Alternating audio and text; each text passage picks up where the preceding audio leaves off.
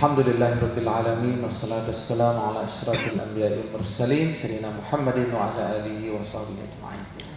Alhamdulillah pagi hari ini jamaah kita penuh rupanya ini ya. Ya. Yang pertama kita syukuri adalah bahwa kita bisa menunaikan ibadah salat subuh secara berjamaah. Alhamdulillah. Tidak gampang kita bisa sholat subuh berjamaah. Untung ada kakak-kakak kalian yang membangunkan, ya. Yang kakak-kakaknya, untung ada ustazah yang membangunkan. Maka kita bersyukur kalau dibangunkan itu bersyukur, ya. Karena dengan dialah kita bisa melakukan kebaikan pada waktu subuh ini. Kalau mau bersyukur lebih lagi, ya, ketika ada yang bisa berhasil bangun ketika Al-Quran dibunyikan, ya. A'udzubillahi minasyaitonirrajim. Itu yang qori'nya itu Muammar ZA namanya, terbaik ya, qori' terbaik. Kalau ada yang bangun pada saat itu, maka dia lagi mendapatkan insya Allah kemuliaan di hadapan Allah. Ya, kalau kita bangun pada waktu jam 4 atau setengah 5, ya setengah 5 masih ada kemungkinan kita untuk bisa melaksanakan sholat tahajud seperti biasa Rasulullah 8 rakaat, kemudian dilanjutkan dengan witir 3 rakaat.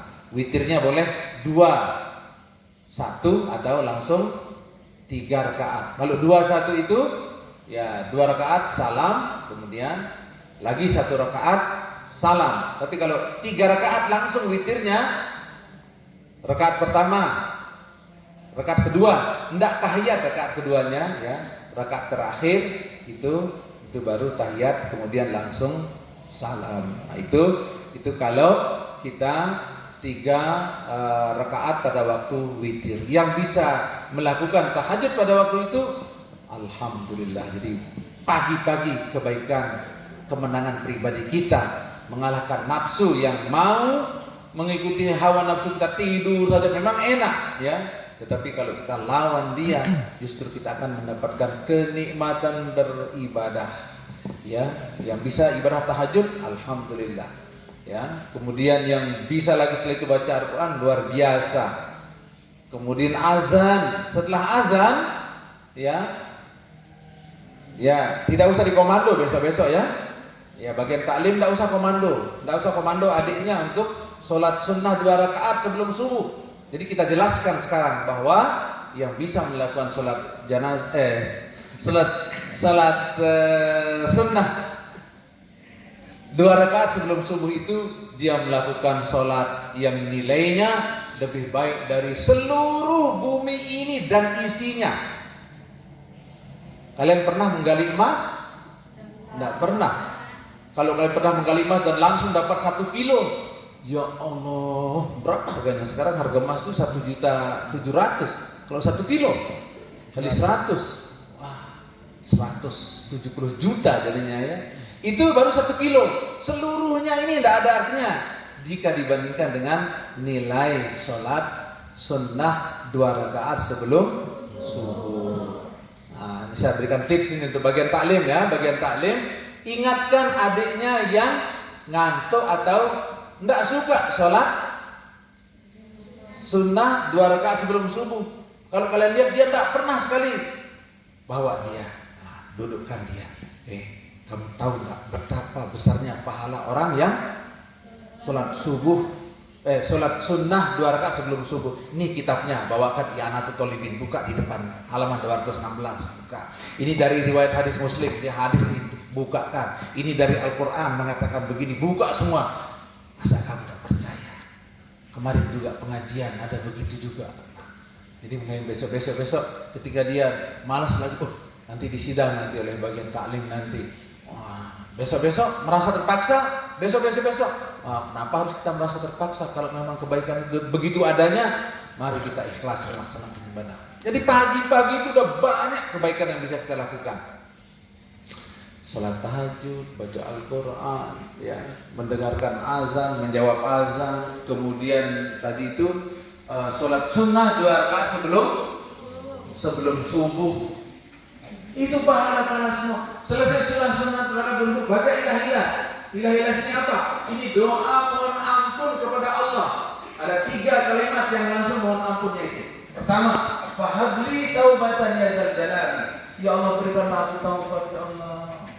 Lagi berikutnya itu wa amrina fi sulfikram wa dhilli zaidin kaifatimani ilayya muqirran bi dhunubi wa qad da'aka wa in taghfir fa anta lidzaka alun. Jika engkau mengampuni, ya, itu artinya kita mohon ampun kepada Allah.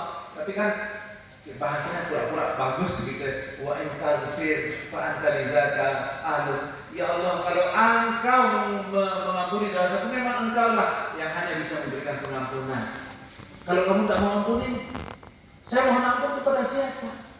Itu sama artinya dengan mohon ampun kepada Allah. Tapi bahasanya dialus-aluskan gitu ya. Kayak kita kalau balik ngopi itu apa bahasanya itu? Bisa kita bilang begini. Nah, pasti bisa ngomong?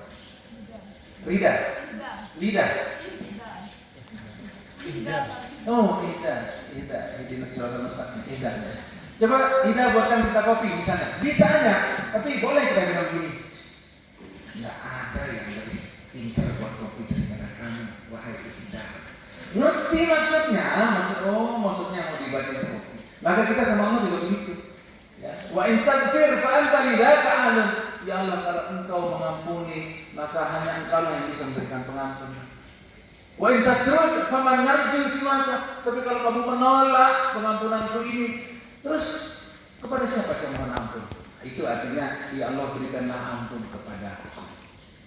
Itu bahasa nanti di bahasa Arab tuh kalian baca. Bahasa itu kalau di Indonesia itu namanya peribahasa, ya, ungkapan. Tapi kalau dalam bahasa Arab digabungkan dengan pelajaran yang disebut dengan balaghah, pelajaran balaghah, jadi ungkapan yang indah ya untuk mengungkapkan apa yang ingin kita sampaikan. Nah, itu kesyukurannya luar biasa. Ya, setelah itu apalagi kemudian kita jadi kita mohon ampun sebelum tamat, karena doa ma bainal azan wal iqamah itu adalah sa'atul mustajabah di doa. Waktu-waktu yang di mustajabah yang dikabulkan ya untuk memohon sesuatu kepada Allah, diantaranya adalah antara azan dan iqamah. Permohonan kita apa? Mohon ampun ini. Kalau tidak baca ilah boleh baca yang lain. Ya Allah, mudah-mudahan saya tidak lagi ngantuk di kelas. Penting kan? Mudah-mudahan saya tidak ngantuk lagi di kelas. Ya Allah, mudah-mudahan kehilangan saya malas. Mudah-mudahan kemalasan saya hilang. Kembali dikit. Mudah-mudahan kemalasan saya hilang ya Allah. Mudah-mudahan saya tidak belanja saja tiap hari ya Allah. Ada yang tak tahan dirinya belanja kan? Daripada uang yang terbayang itu lumpia, terus masako, kemudian gorengan kalau ada uangnya. Tapi setelah dia berdoa, begitu dapat nih uang untuk belanja 100.000, langsung 25.000. Nah, 25.000 untuk kita beli buku besok. Nah, udah berubah, ya, karena dia berdoa, ya, kita berdoa. Kemudian kita sholat subuh berjamaah, kemudian setelah subuh kita wirid. Nah, ini belum dapat cerita ini, ya, penduduk baru semua ini ya. Banyak kan di kelas 1 ya. Jadi wirid itu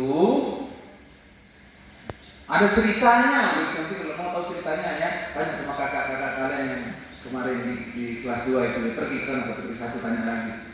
Khusus sana ya, tanyain gimana ceritanya wirid itu katanya ya. Jadi pahalanya besar sekali wirid itu ya, sebesar pahala orang-orang yang terus bersedekah dengan hartanya. Luar biasa. Maka perjuangan kita setiap hari Kamu senang kalau main game menang? Senang? Senang ya? Ya, kalau kita kalah main game, bukan kita yang mengatakan, kok saya bodoh sekali, tidak bisa menguasai, tapi HP-nya yang dilempar ya. HP ini dia jelek, katanya ya. Jadi kalau main game ya, HP ini dia jelek, katanya. HP-nya yang dilempar. Kita bisa bangun setiap pagi itu, coba rasakan seperti kemenangan kita main game. Alhamdulillah ya Allah, aku menang hari ini, bisa mengalahkan nafsu tidurku. Masa tidur terus? Memang kita bisa berprestasi dengan tidur. Enggak, kata Mami Heri nggak bisa, ya nggak bisa memang ya. Jadi kalau dibangunkan pagi-pagi oleh Al-Quran, Auzubillahi minasyaitonirrajim. Koreknya bukan kan ya, yang di kaset Larang Tuka itu begitu. Bacaan Al-Quran yang lama-lama di masjid-masjid yang lalu itu gitu. Begitu dengar itu, wah ini subuh ini, bangun. Bisa paksa diri. Pertama dibangunin, ya. Siapa yang suka dibangunin dengan bacaan Al-Quran? Ya semuanya ya, harus. Yang suka dibangunin dengan digedor, tok. Nggak ada yang suka? Kalau dibangunin pelan-pelan pakai sajadah.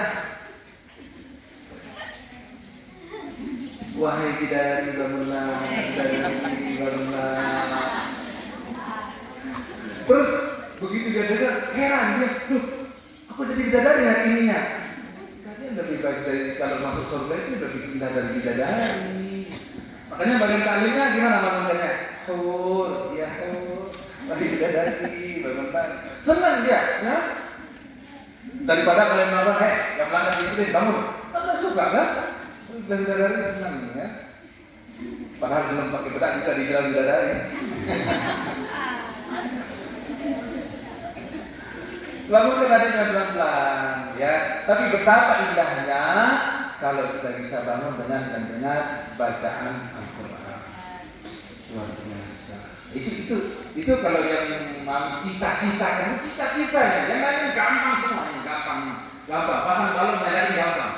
Tapi membuat kita menjadi memiliki kebiasaan mendengarkan Al-Quran, kemudian alhamdulillah ini pendidikan yang aku dapatkan di Haramain. Setiap mendengarkan Al-Quran, kenapa hatiku langsung ingin bangun dan menjalankan ibadah mendekatkan diri kepada Allah. Mi'raj kepada Allah melewati sholat. Bangun, alhamdulillah. Itu kemenangan seperti kemenangan main game, rasakan itu menang kita hari ini. Sasaran nafsu kita. Coba rasakan kemenangan seperti di indah kita bangun pagi. Besok berbeda tahun ini dengan tahun yang kemarin ya. Begitu kamu pulang besok, kakak, ayo kamu hebat hari ini. Baru setengah aja di Haramain juga bisa bangunin bapak dan ibunya. Tapi mami sering dengan cerita begini, lah Ustaz, anak banyak ini tulis duduk. Sedih kita dengar itu ya. Terus bagaimana? Enggak dikembangin, paksa anaknya. Nah, kenapa tadi paksa untuk bangun bu? Lalu ibadah lagi pondok. Apa lah ibadah kamu tidur terus di pondok?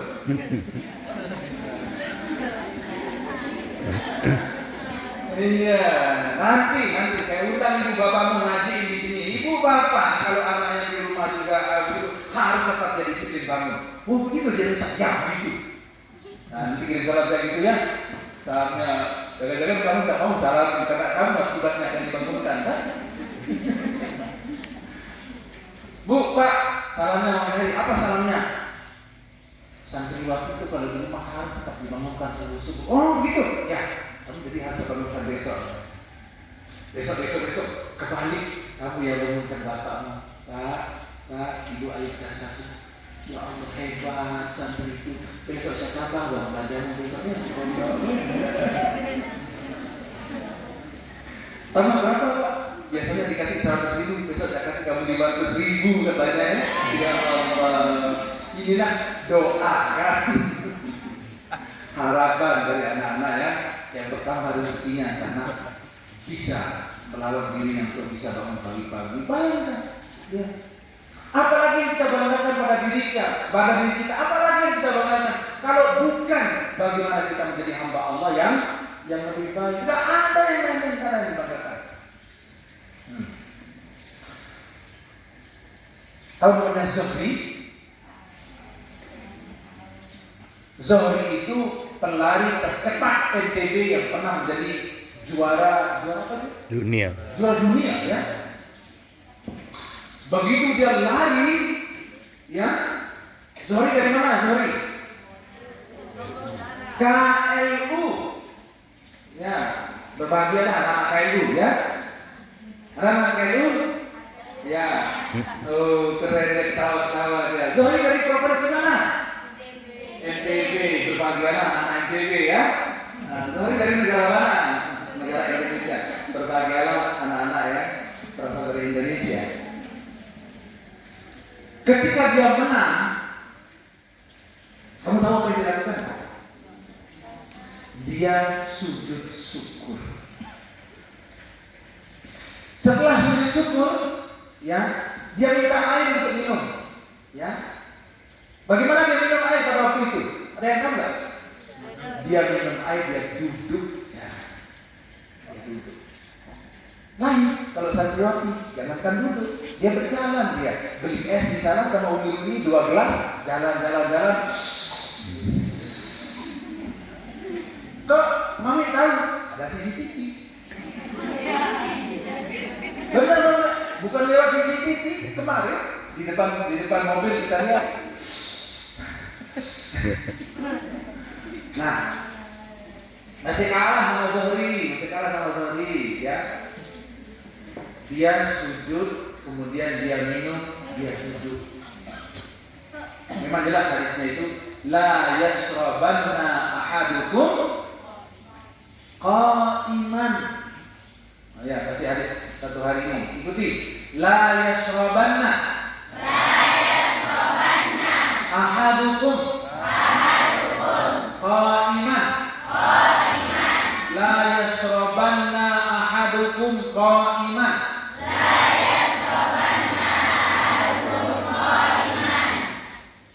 Janganlah seseorang di antara kamu itu minum dengan cara berdiri. Berarti Rasulullah melarang kita untuk minum secara berdiri. Ilmu kesehatan juga mengatakan bahwa minum berdiri itu tidak baik. Ya. Jadi minumlah dengan cara duduk. Iya, tapi kan kita tidak ini. Kita tidak berdiri, kita sambil jalan kita minum. Katanya santriwati itu menjawab misalnya. Ini dialog imajineri ya. Dialog khayalannya ya.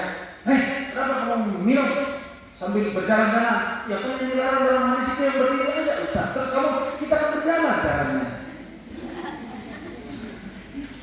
Belum ya, pintar sekali. Ada jawabannya lagi. Berdiri saja tidak boleh, apalagi berjalan. Nah, yang sudah nyantri 2 tahun begitu jawabannya ya. Berdiri saja tidak boleh, apalagi berjalan. Ya. Besok ketemu lagi santriwati yang berjalan, terus dia minum, ya. Mungkin saking enak, nah itu ya. Namanya itu naik kita rasa dulu esnya mungkin enak sekali. Sambil saat itu dia tidak sabar sambil jalan. Saking enaknya ya. Tapi menurut Rasulullah la yashrabanna ahadukum qa'iman. Janganlah di antara kamu itu minum sambil berdiri. Zuhri begitu memenangkan lomba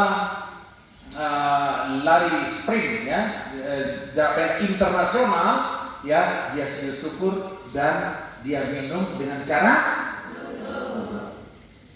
Jadi kita sebagai muslim melihat dia sebagai muslim yang taat, bangga kita. Dia menjadi seorang juara, tetapi juga dia menjadi seorang muslim yang taat. Gara-gara itu ya, Ustaz Adi Hidayat memberikan hadiah kepada Zuhri. Sampaikan salam saya kepada Zuhri yang berasal dari KLU dari NTB itu katanya ya. Sampaikan salam kepada dia, saya berikan hadiah apa? Dia tahu? Diberikan hadiah umroh oleh Ustaz Adi Hidayat. Ya, karena dia telah menampakkan sebagai seorang muslim yang berprestasi. Muslim yang berprestasi itu pasti lebih hebat dari muslim yang tidak berprestasi. Ini muslim berprestasi lagi, ya. Dia tunjukkan kemuslimannya dengan sujud syukur, kemudian dia minum dengan cara itu. Coba lihat lagi filmnya ya, ketika dia Zuhri menjadi juara. Nah, itulah yang harus menjadi kebanggaan kita, bangga menjadi hamba Allah yang taat kepada Allah. Yang lainnya tidak bisa dibanggakan. Ya, ada orang yang sombong pakai hati, gini caranya, ya Allah ya, begitu dicek pulsanya habis.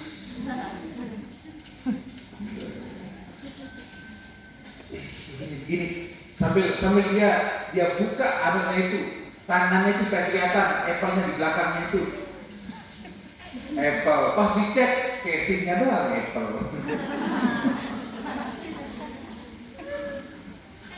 Terus dia nyombong lagi ya. Ini HP mahal ini. HP mahal. Berapa harganya? 5 juta ini. Terus kamu bangga? Ya bangga saya dengan HP saya, HP mahal. Siapa yang beli kamu HP? Bapak saya.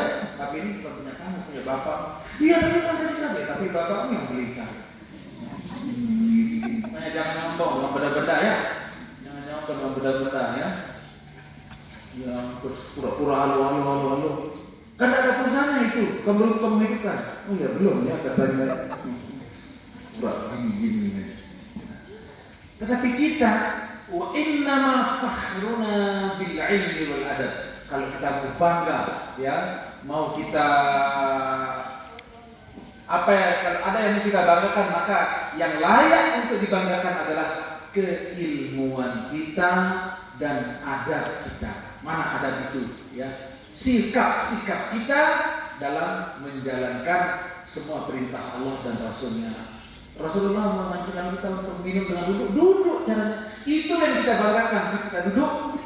Aku bangga sebagai seorang muslim yang bisa menjalankan anjuran Rasulullah sallallahu alaihi wasallam untuk minum dengan cara duduk. Ada fotonya itu, ya? Mau tahu siapa dia? Kata dia, kamu enggak teman saya, katanya. Ya, temannya dia kan. Temannya katanya, iya teman saya. Nah, dia itu temannya ini temannya dia, gitu jadi. Dia melaporkan temannya berdiri dan berjalan kemudian minum, tapi temannya itu juga melaporkan dia yang pernah jalan-jalan. Oke, begini maksudnya. Betapa indahnya kalau kita minum dengan duduk. Kemudian kita mengikuti sambil kita bersyukur, alhamdulillah, aku bersyukur jadi hamba yang baik yang bisa mengikuti perintah Rasulullah SAW.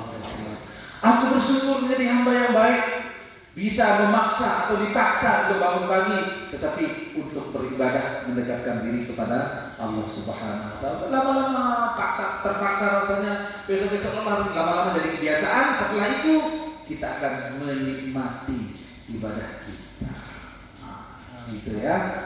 Jadi ini anak-anakku yang kelas 1 ini, satu aja yang hari ini, jangan lagi ada yang makan sambil berjalan. Nggak saya temukan yang berdiri, nggak pernah saya temukan yang berdiri, tapi yang berjalan sampai dia pegang. Dia mau bilang enggak, esnya udah setengah. Mau bilang enggak juga memang kelihatan juga dia. Ya, saking enaknya esnya. Kenapa enak sekali dicampur masako? Ya, satu persatu kita berusaha mengamalkan perintah Allah Subhanahu Wa Taala dan perintah Rasulnya yang ada dalam Al-Quran dan Al-Hadis. Ya. Nah, kemudian pasti itu anak-anakku yang dari Putri 1 tadi yang teriak di kamar mandi itu ya. Satu nempel di sini.